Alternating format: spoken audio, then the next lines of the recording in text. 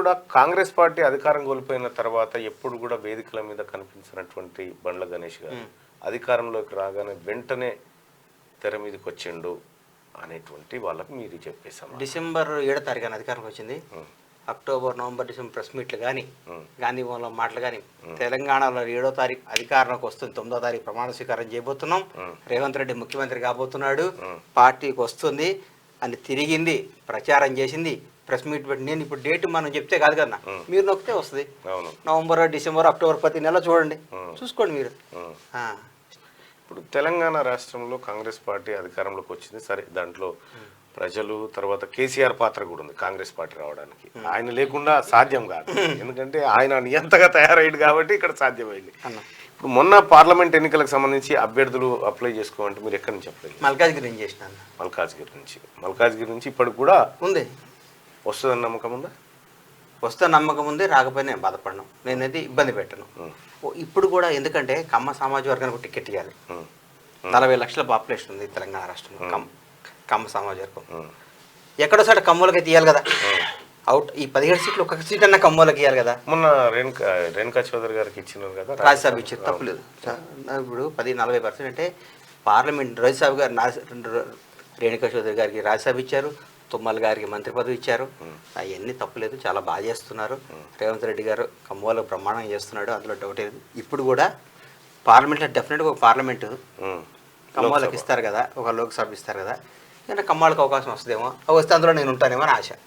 అంటే సరే, మీ ఆశ తప్పలేదు, కానీ తెలంగాణ జనాభాలో 1,67,84,000 మంది ఉన్నటువంటి బీసీలకు మాత్రం సరైన రాజకీయ న్యాయం జరగట్లేదు కాంగ్రెస్ పార్టీలో.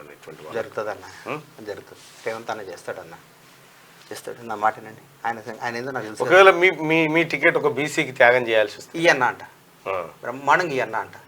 నాకు కాంగ్రెస్ పార్టీ 10 ఏళ్ళ అధికారంలో ఉండటం కావాలన్న.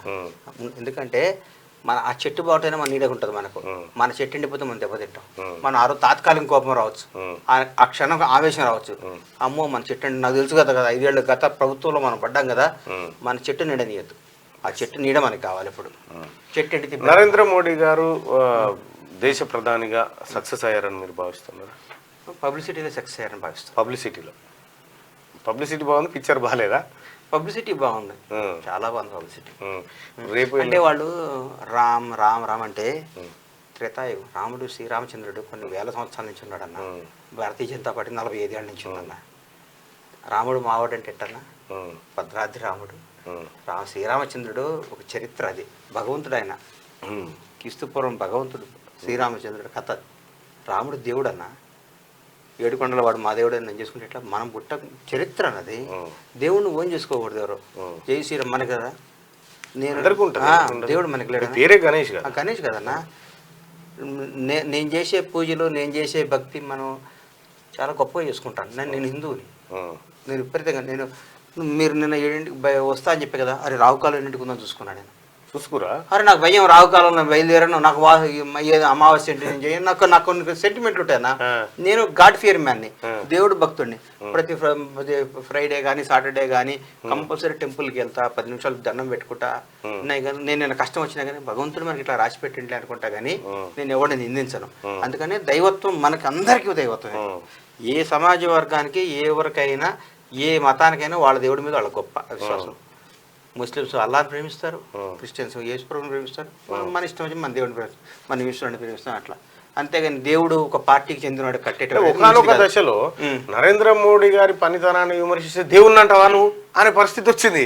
అది పబ్లిసిటీ, అది అందులో సక్సెస్ అయ్యారు అన్నాడు. పబ్లిసిటీ చేయటంలో సక్సెస్ అయ్యారు. మేము మనుషులం కాదు, మేము దేవుళ్ళము, మేము అందరిలాగా పొద్దున్న టిఫిన్ చేయము, అందరిలాగా కాలకృత్యాలు తెచ్చుకోము, మాదొక జన్మ, మాదొక బ్రీడు అని పబ్లిసిటీ చేసుకుంటే సక్సెస్ అయ్యారు. మీరు ఎక్కడ చదువుకున్నారన్నా? మొత్తం షాద్ నగర్లో మొగలిగిద్దరికి జెడ్పీహెచ్పీ స్కూల్లో 6th, 7th, 8th, 9th అక్కడ చదివినా. 10th సద్దానగర్ అని షాబాద్ మండల్లో సద్దానగర్ అని అక్కడ 10th క్లాస్ చదువుకున్నా. 10th exam Shabad. Government schools? Government అని. ప్రైవేట్ స్కూల్ స్తోమత అప్పుడు మా ఫాదర్ లేదు. Intermediate Andhra junior college. Government junior ఉన్నారా ఫ్రెండ్స్? ఎందుకుంటారన్న, బాగుంటారు. ఎందుకుంటారు? ఇంటర్మీడియట్ అయినా తర్వాత ఇంటర్మీడియట్ వ్యాపారం ఎవరు చెప్పకన్నా ఇంటర్మీడియట్ ఫెయిల్ అయినా వచ్చేసి చెప్పేదేముంది, దానికి చెప్పేదేముంది.